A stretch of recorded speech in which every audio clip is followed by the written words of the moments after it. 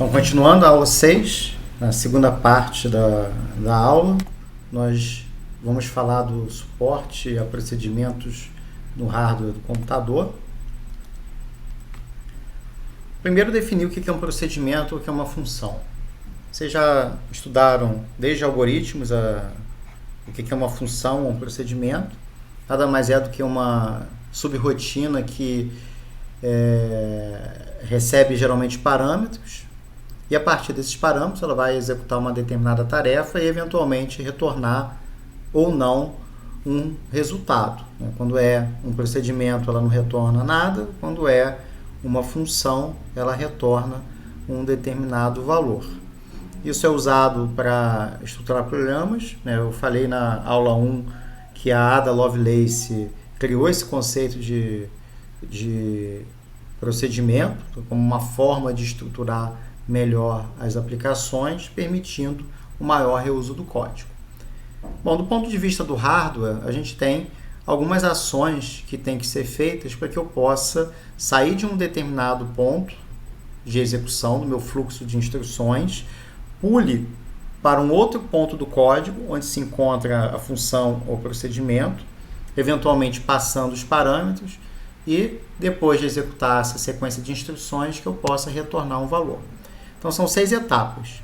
Primeira coisa, eu preciso passar os parâmetros para o meu procedimento, num local onde esse procedimento consiga acessar esses parâmetros.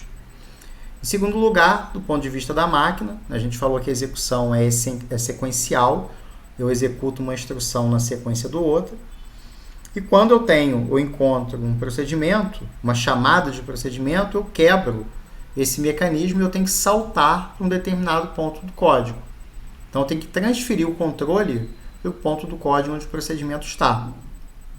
E muitas vezes o procedimento, para executar, ele precisa de memória, ele precisa de recursos. Eu tenho que adquirir esses recursos para o procedimento, para que ele possa ter um espaço de memória, por exemplo, para poder executar.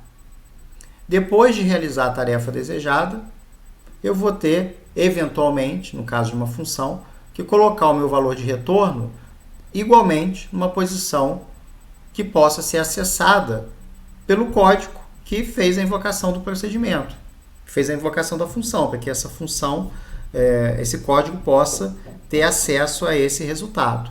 E por fim, eu tenho que, do ponto de vista do procedimento, passar o controle de execução para a linha de código seguinte da chamada do meu procedimento, quer dizer, para o ponto de origem. Então, como é que a gente faz isso? Então, vamos lá. Primeiro ponto, como é que eu passo parâmetros e valores de retorno em locais que sejam visíveis tanto por quem está fazendo a chamada de procedimento quanto pelo procedimento?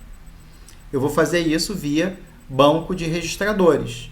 Então, daqueles 32 registradores que nós discutimos na aula 5, nós vimos que 16 são usados com o propósito de cálculos, da gente ter a possibilidade de armazenar nossas variáveis e poder armazenar valores temporários, mas ficaram faltando outros 16 para a gente poder concluir o banco de registradores. Então, aí entram alguns registradores importantes. Eu tenho 4 registradores, A0, A1, A2 e A3, que são usados nessa passagem de parâmetros. Então, eu preciso informar para um procedimento o valor que ele precisa como parâmetro. Eu faço isso no A0, A1, A2 e A3. Lógico que nem toda função, nem todo procedimento tem parâmetros. Então, nesse caso, eu não precisaria passar nada em A0, A1, A2 e A3. Pode ser que ele tenha só um parâmetro, então eu coloco só no A0. Tenha 2 parâmetros, no A0 e no A1. E por aí vai. Ah, professor, mas se tiver mais de 4 parâmetros? Calma, já vamos ver daqui a pouquinho. Bom, e o valor de retorno? O valor de retorno a gente passa no V0 ou no V1. São outros 2 registradores. Por que 2 registradores? Porque, eventualmente, o valor que eu vou retornar precisa ser armazenado em mais do que uma palavra. Vocês vão entender isso um pouco mais à frente no curso.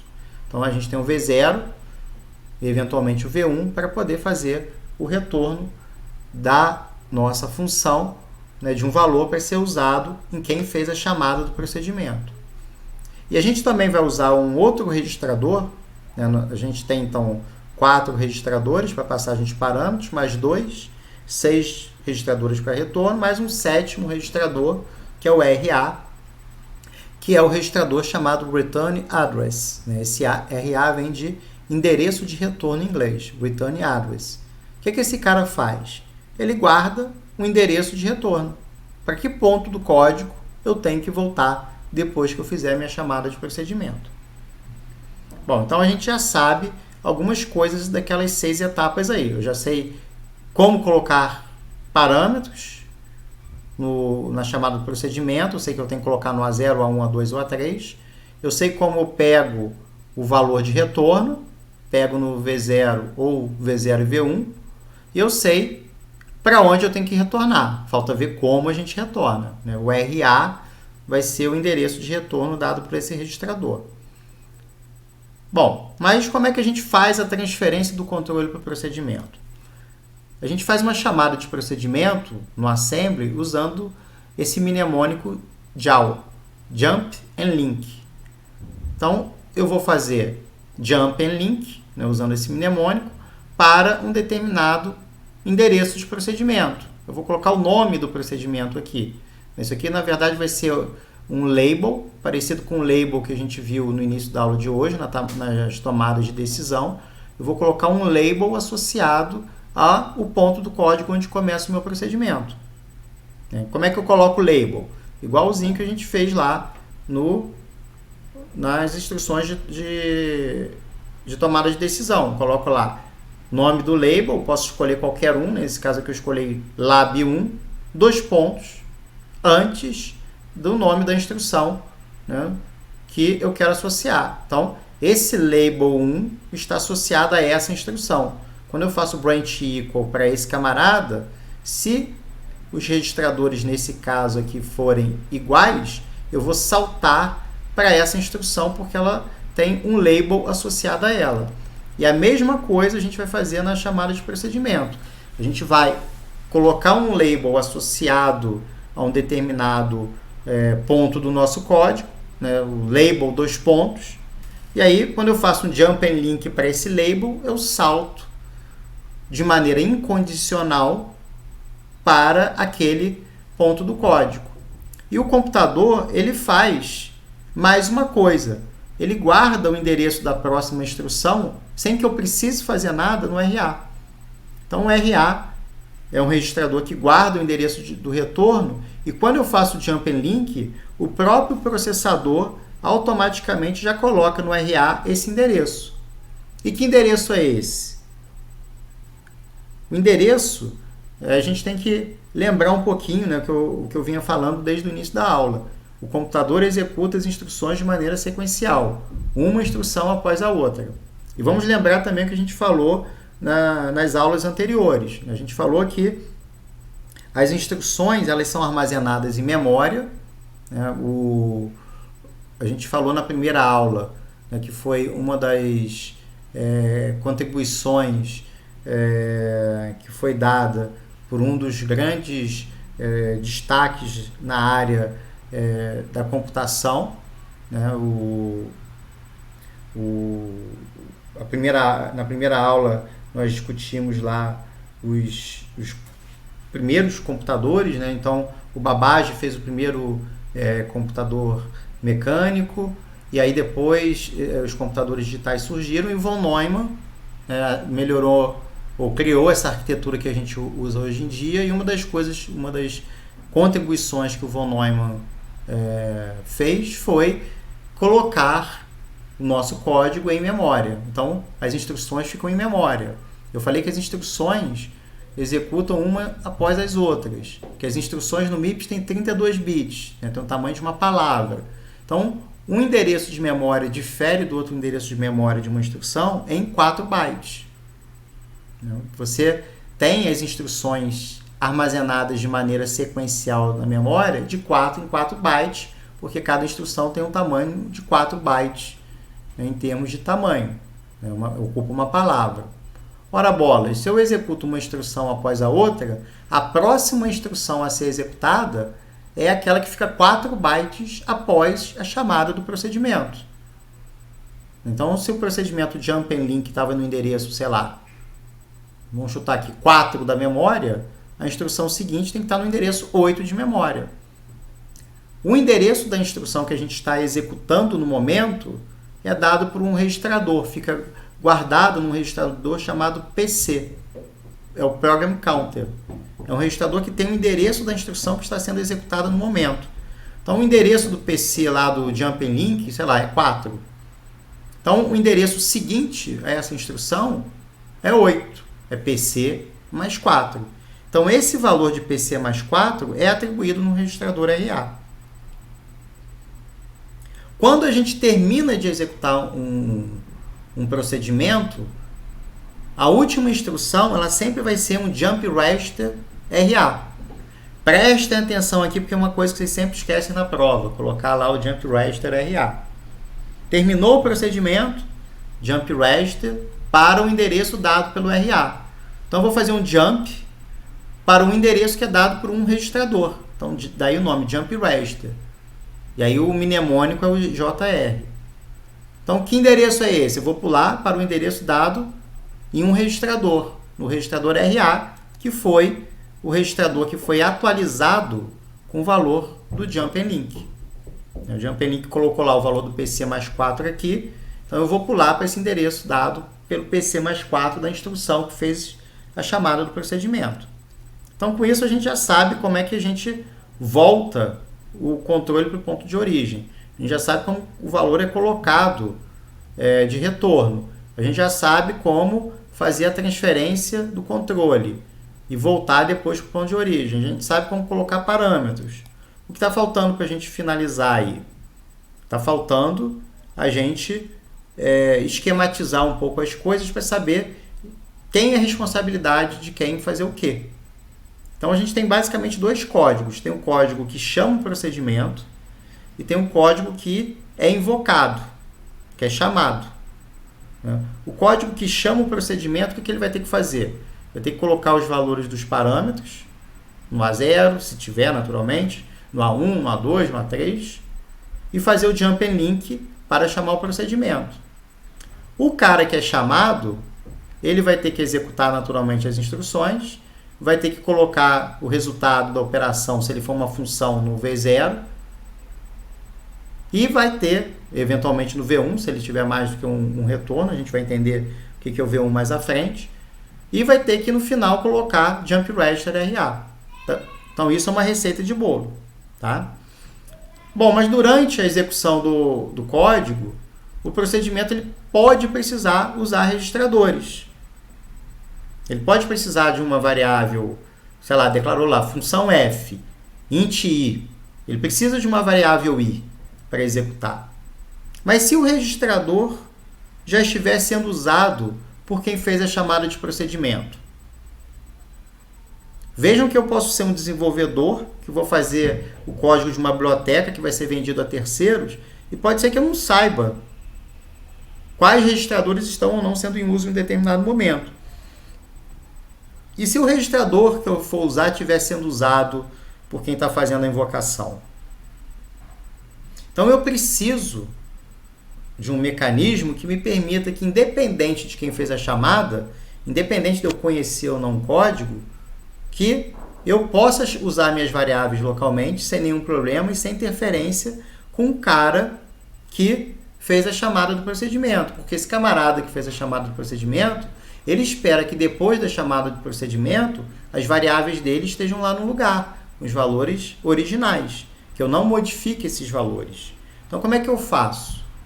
Eu vou ter que, se for usar algum registrador durante a execução de um procedimento, eu tenho que salvar esse valor original do registrador para poder usar o registrador à vontade e no final voltar com o valor antigo. Que fazendo isso, salvando o valor original e depois restaurando esse valor original, é como se o registrador nunca tivesse sido usado. Então, eu posso usar aí o conceito de Spilling Register da aula passada. Eu pego as variáveis que eu não estou usando no momento, aqueles registradores que quem está usando é quem fez a chamada do procedimento, eu coloco esses caras na memória. E depois, quando eu for voltar, eu retorno com os valores da memória para os registradores.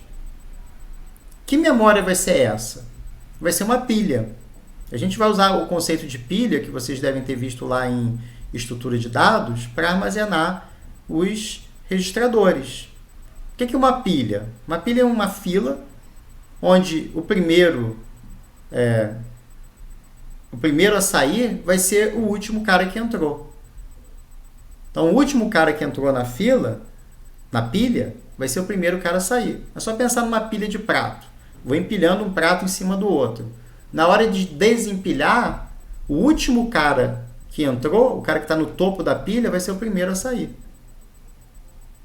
E como é que eu faço isso? Como é que eu crio uma pilha na memória? Na verdade, a gente já tem uma pilha na memória.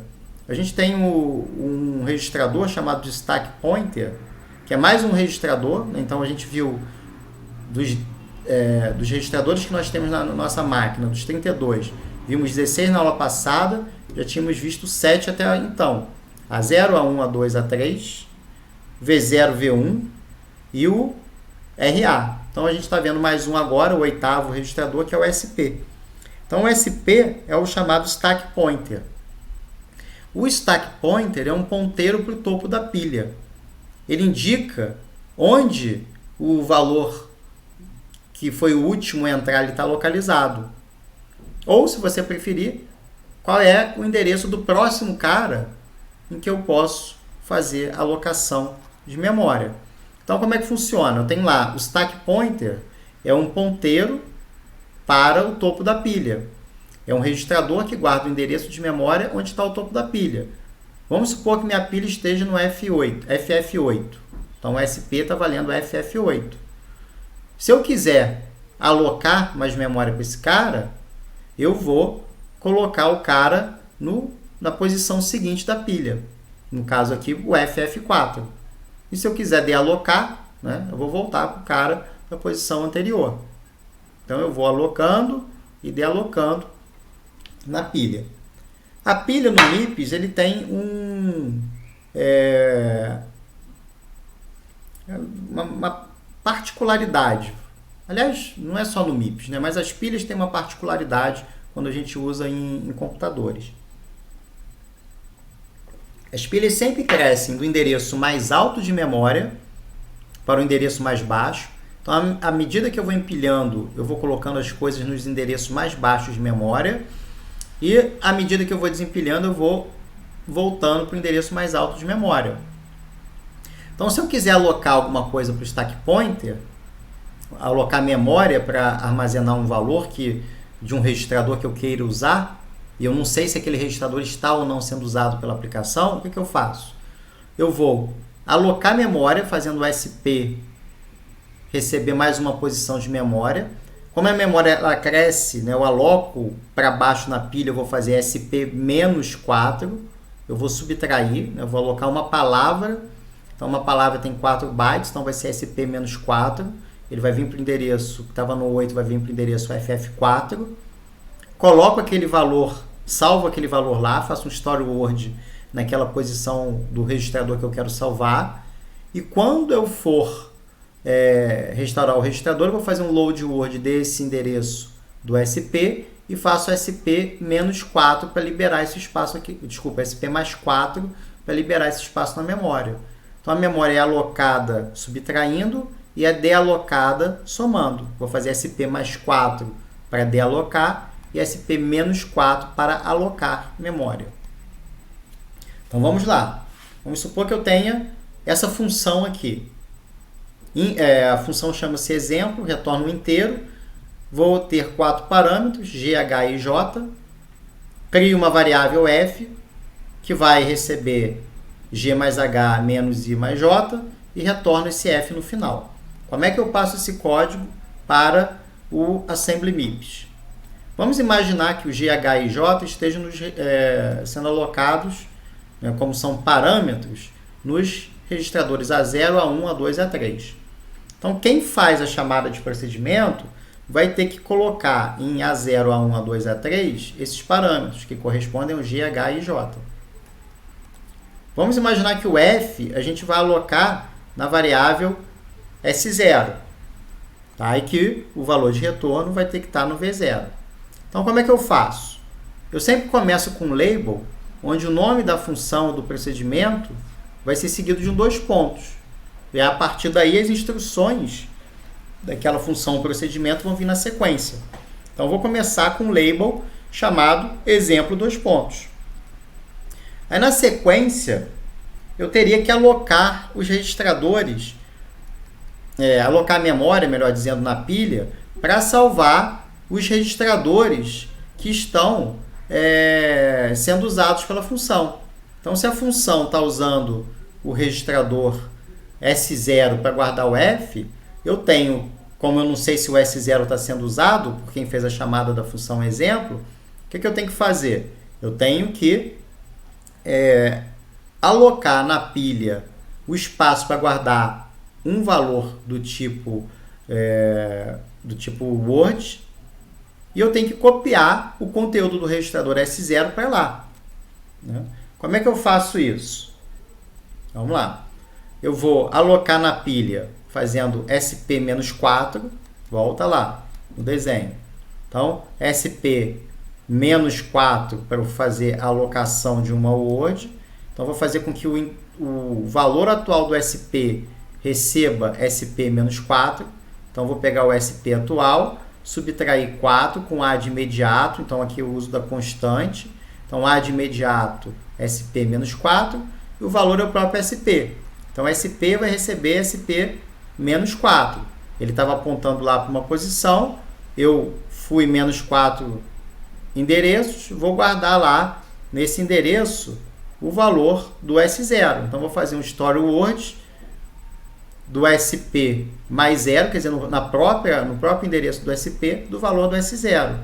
Então, se S0 estava lá valendo o valor, sei lá, 1000, 2000, não tem problema. O valor F00C, escrevo lá nessa posição F00C, exatamente no topo da pilha, sem fazer nenhum tipo de deslocamento aqui. Então, registrador base mais 0 de deslocamento. Então, ainda que eu não faça deslocamento, eu tenho que botar o 0 aqui. Bom, aí vem o procedimento em si. O corpo do procedimento, a gente já viu na aula passada. Vou somar lá o G mais o H, o I mais o J, e depois faço, guardo em temporários, depois eu faço um temporário menos o outro. O que mudou da aula passada é que o G agora é o primeiro parâmetro, então eu coloco o A0, o H é o A1, o I, o A2, o J, o A3.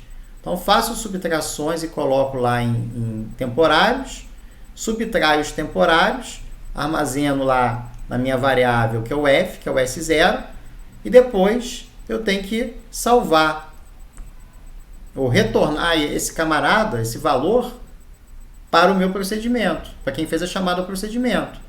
Então, eu faço isso colocando esse valor no V0.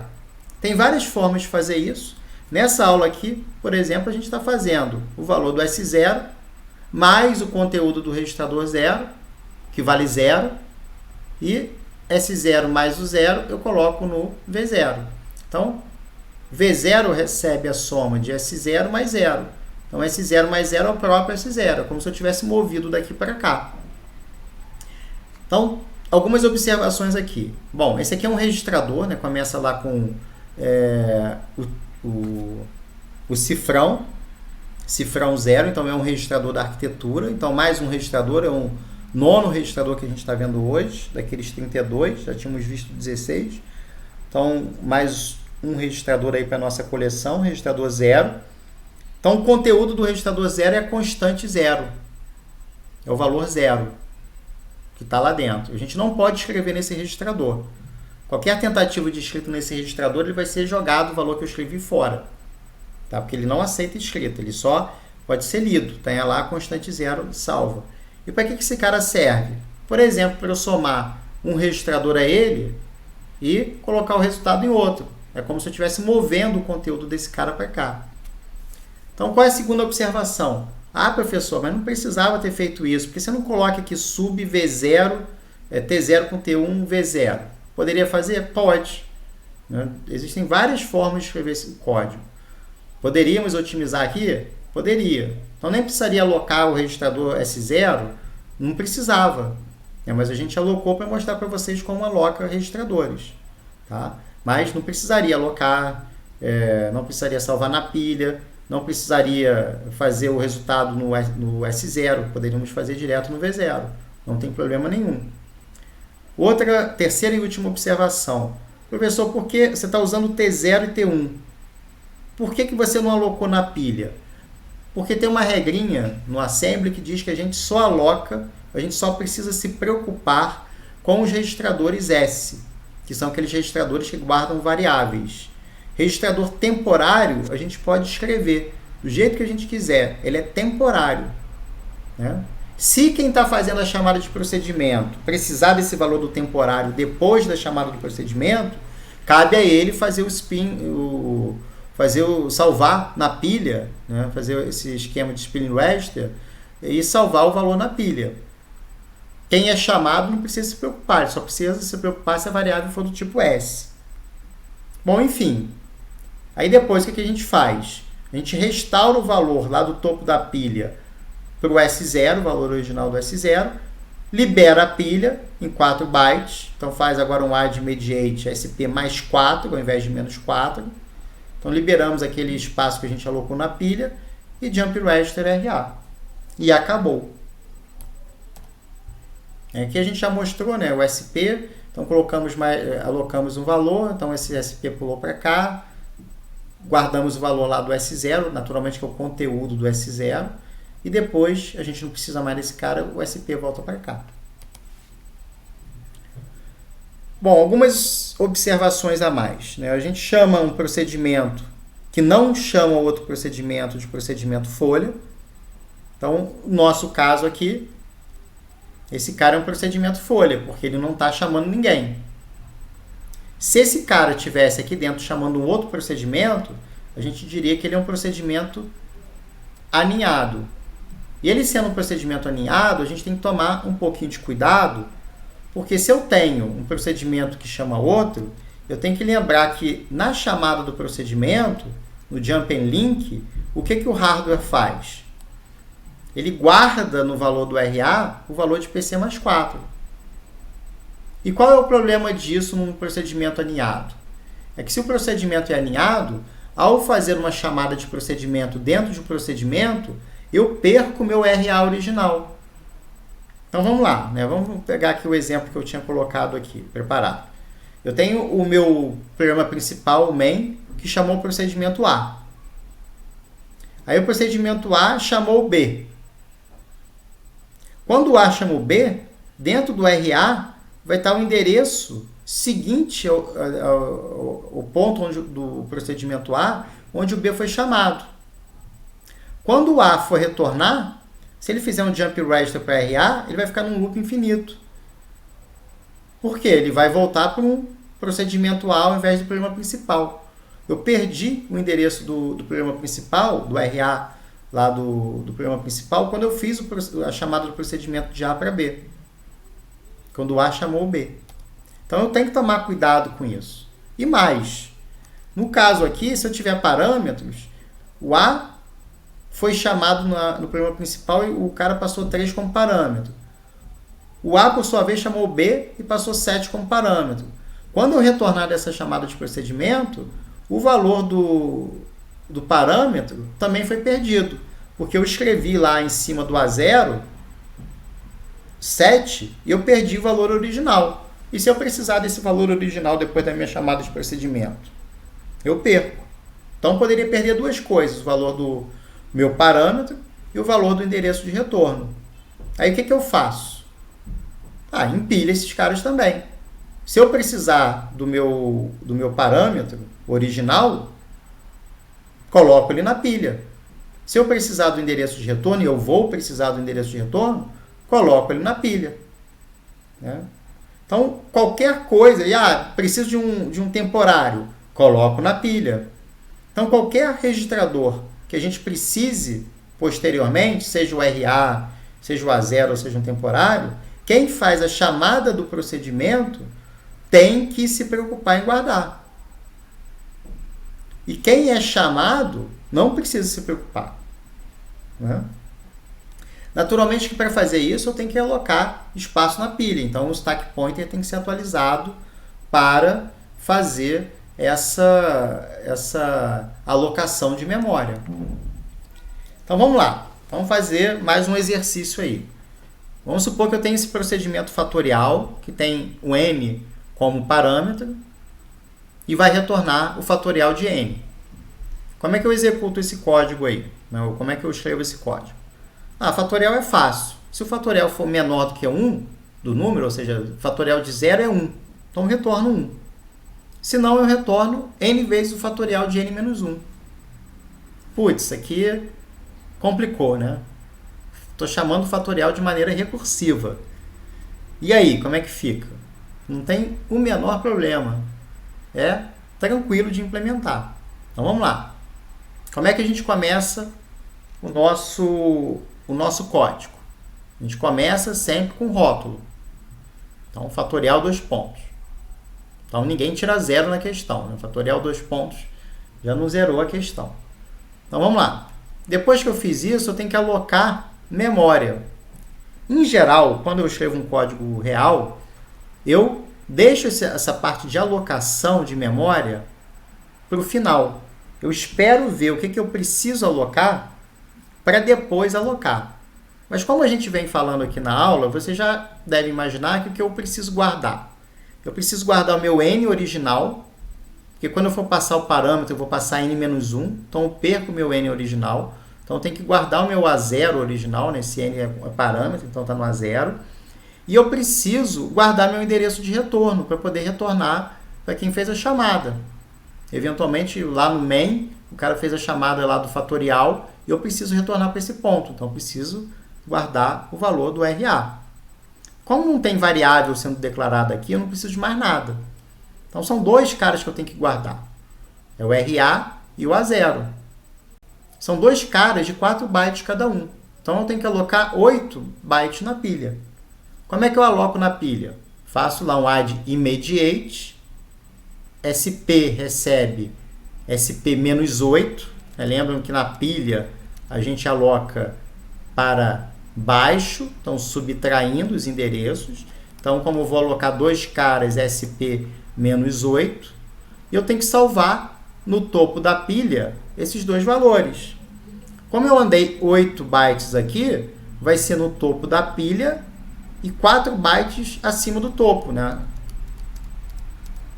Então, imaginem aqui, eu pulei 8 para alocar mais 2. Então, eu vou ter que colocar no topo da pilha e o topo da pilha mais 4. Está indo na direção oposta. Então, mais 4. Então, vou fazer lá.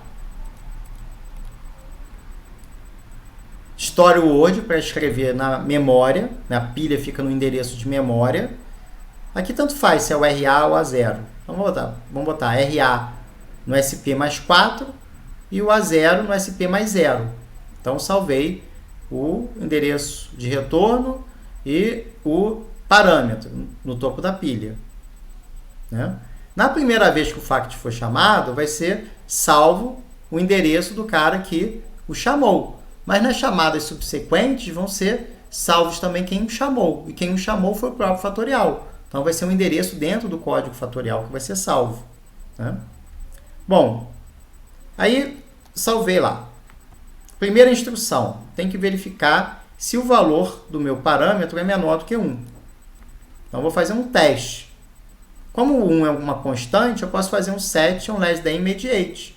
Vou ver se meu parâmetro é menor que 1. O que acontece no teste do set on less than?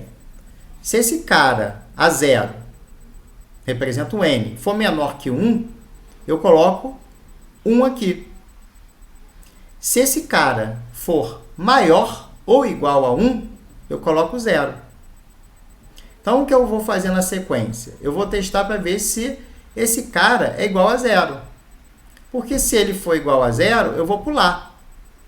Se ele for um número maior ou igual a 1, eu vou pular o que vem aqui na sequência. E o que vem na sequência? Atribuir ou retornar o valor 1. Né? Então, nesse caso, eu tenho que retornar o valor 1. Como é que eu retorno o valor 1? Coloco no registrador V0 o valor 1. Como é que eu faço isso? Posso fazer um add immediate, da constante 1 mais o conteúdo do registrador 0. Então, 0 mais 1 dá 1. Coloco no V0. Mas eu quero retornar. Se eu quero retornar, eu tenho que fazer um jump register RA. Mas antes eu tenho que liberar a pilha. Né? Você lembrou? Aloquei a pilha em 8 bytes. Então, eu tenho que liberar. Faço um add immediate SP mais 8. Então, fiz a operação contrária. Ah, professor, mas você não tem que fazer o load word para restabelecer esses valores? Não precisa. Por que não precisa? Porque eu não fiz, nesse pedacinho aqui, eu não fiz nenhuma chamada de procedimento. Se eu não fiz chamada de procedimento, o valor do RA não foi alterado. E como eu estou retornando simplesmente 1, esse valor aqui, bom, primeiro ele não foi modificado, porque eu não escrevi nele. E segundo, eu vou retornar o valor 1, já é uma constante, então já fiz aqui. Então não precisa retornar com os valores, eles nem foram mexidos, eles continuam com o mesmo valor. Né? Então os valores não mudaram, não preciso fazer nada. Bom, esse é o caso do n menor que 1. E se ele for maior do que 1? Maior ou igual a 1? Aí nesse caso, eu tenho que retornar n vezes o fatorial de n menos 1. Então vamos lá, vamos por partes. Né? Primeira coisa, eu tenho que pegar o resultado de fatorial menos 1. Mas para pegar o resultado do fatorial com n menos 1, eu tenho que chamar o fatorial com n menos 1. Como é que eu chamo o fatorial com n menos 1? Uma chamada de procedimento. Eu vou ter que colocar n menos 1 como parâmetro.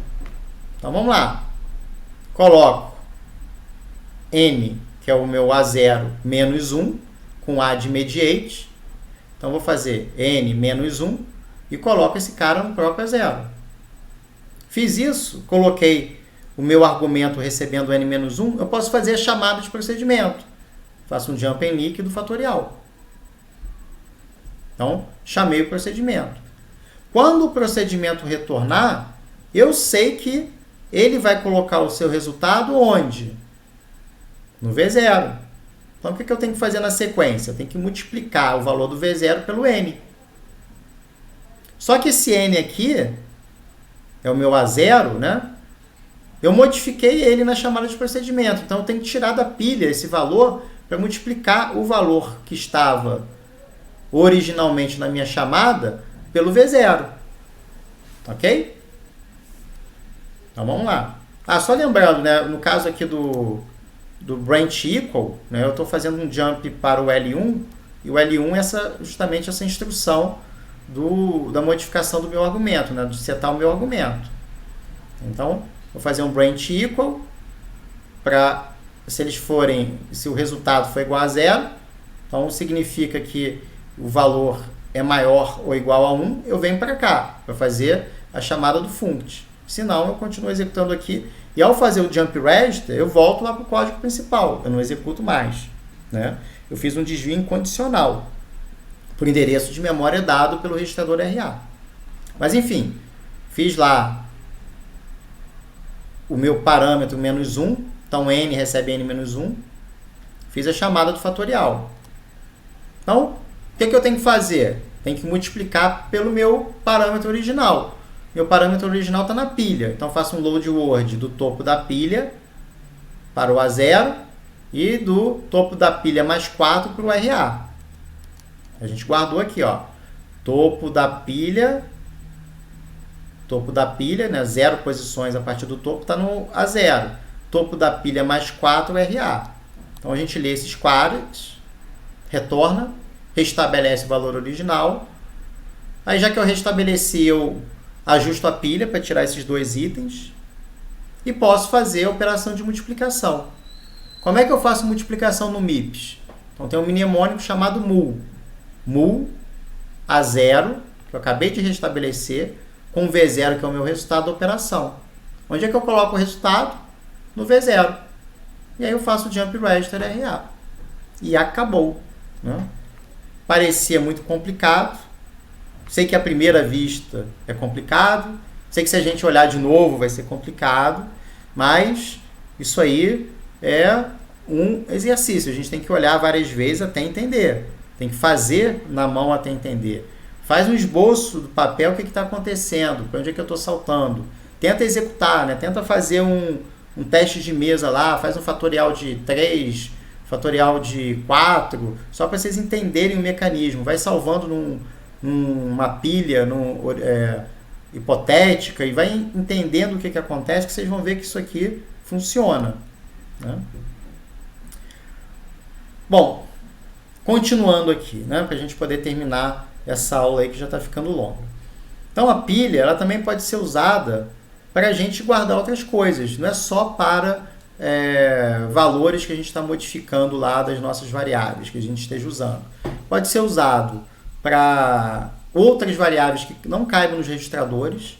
Sei lá, eu tenho 15 variáveis locais, eu tenho que guardar um monte de coisa, um vetor.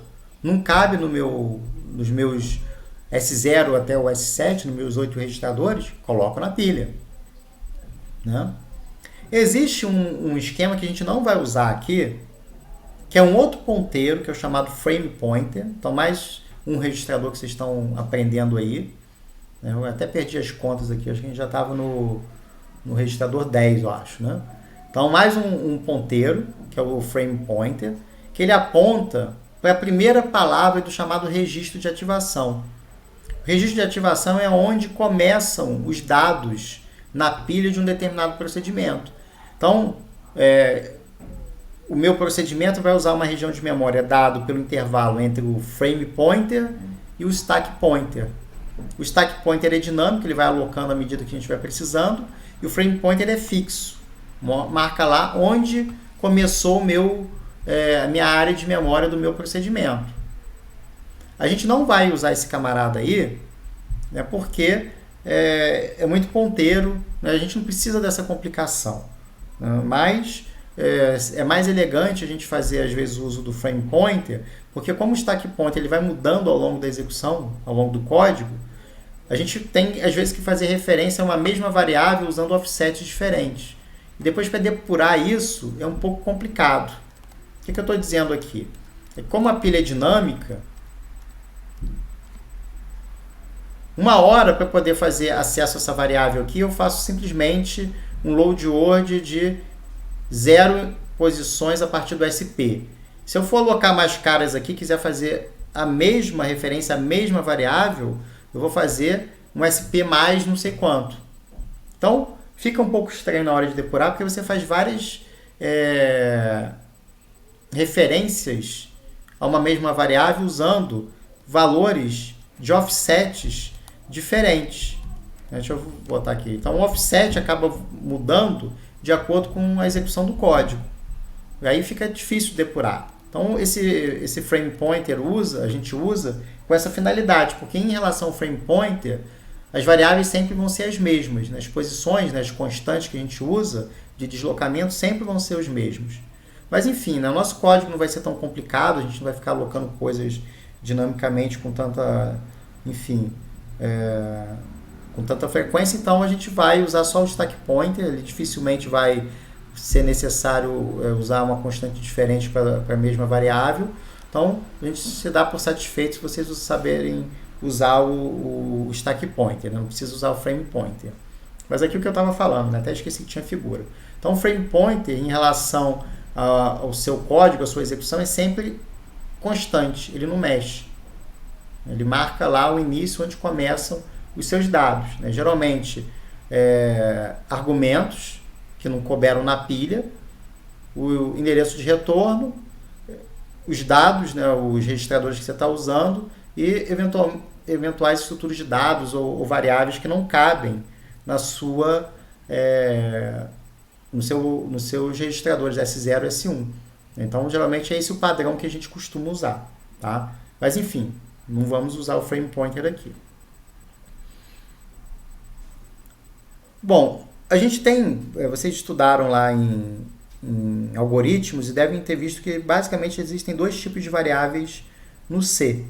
As chamadas variáveis automáticas, que tem um escopo local a um procedimento, então você não precisa alocar a memória para aquela variável, né? O compilador ele aloca para você a variável automaticamente, libera no final do uso. E as chamadas variáveis estáticas, que são variáveis que têm um escopo global, né? São variáveis em que qualquer procedimento, qualquer variável, qualquer ponto do código pode enxergar essa variável. Né? Qualquer ponto do código você consegue enxergar a variável. Né? Ou é um cara que tem lá um escopo global, né? Você declarou fora de um procedimento, ou uma variável que você declarou com a palavra reservada static. Né? Então, a gente tem um outro ponteiro, que é o chamado global pointer, que simplifica o acesso a esses dados estáticos. Novamente, a gente não vai usar esses caras aqui, ou vai usar pouco, né? Acho que o global pointer, talvez na aula depois da prova eu vá falar alguma coisa quando for falar de tipos de dados, né? De como a gente codifica. Mas, enfim, o global pointer ele serve para a gente poder acessar essas variáveis estáticas, as variáveis que não têm uma vida dentro de um procedimento. Como é que a memória é alocada para um código? Né? Só para vocês poderem entender onde é que fica o global pointer. A gente tem esse padrão aqui para alocação de memória nas aplicações. Tem uma área de memória que é reservada para o sistema operacional, né, que a gente não pode alocar endereços ali, né, geralmente nos primeiros endereços da memória virtual. O que é memória virtual? A gente vai falar mais à frente, mas alguns endereços aqui iniciais são reservados para o SO gerenciar o nosso processo. Aí depois vem a área chamada de texto, que é a área onde está o nosso código em linguagem de máquina. Então, o PC fica apontando sempre para uma região. Né? O PC é aquele registrador que eu falei, que aponta para a instrução que a gente está executando no momento. Então, ele fica apontando para o endereço que fica nessa região da chamada área de texto. Depois fica a área de dados estática, aquela área de dados em que qualquer função, qualquer procedimento pode acessar as variáveis aqui nessa região. São dados, variáveis globais, vamos dizer assim. Né? Então, o global pointer serve para marcar aqueles pontos ali, e a partir dali a gente localiza as variáveis com um determinado deslocamento. Então, dependendo da variável, ela vai estar 4 bytes, 8 bytes, 16 bytes a partir do global pointer, da base, aqui onde estão os dados estáticos. E depois vem duas áreas de memória, a heap e a pilha. A pilha é aquilo que nós falamos, né? Ela começa dos endereços mais altos e vai crescendo na região oposta, na direção oposta desses endereços mais altos. Então vai dos endereços mais altos para os mais baixos. Então o stack pointer aponta para o topo da pilha. E tem a área de memória dinâmica, que é onde fica a heap, que quando a gente usa lá o malloc do C, ou o new lá do C++ ou do Java, a gente aloca dados de maneira dinâmica nessa região de memória, para nossas estruturas de dados, por exemplo. Né? Deixa eu ver se eu deixei de falar alguma coisa aqui. Acho que não. Acho que aqui eu já acabei adiantando e falando tudo. Bom, e quando a gente tem mais de 4 parâmetros, já respondi, né? Os 4 primeiros parâmetros ficam nos registradores A0, A1, A2 e A3. E o quarto, quinto, sexto, enfim, os demais parâmetros, a gente coloca na pilha. Coloca na pilha e a partir do frame pointer, ou a partir do stack pointer, dependendo aí do que você for usar, você consegue achar esses parâmetros. Né? Eu acho, então, que esse aqui é o nosso último slide dessa aula. Na próxima aula a gente continua falando de linguagem de máquina, a gente vai falar da parte de comunicação com as pessoas, endereçamento, como é que funciona o endereçamento no MIPS, e como, né, a gente vai revisar aí como a gente faz a tradução e como a gente inicia a execução de uma aplicação. Então, por hoje é só, né, fica aí registrado o fim da nossa 6ª aula.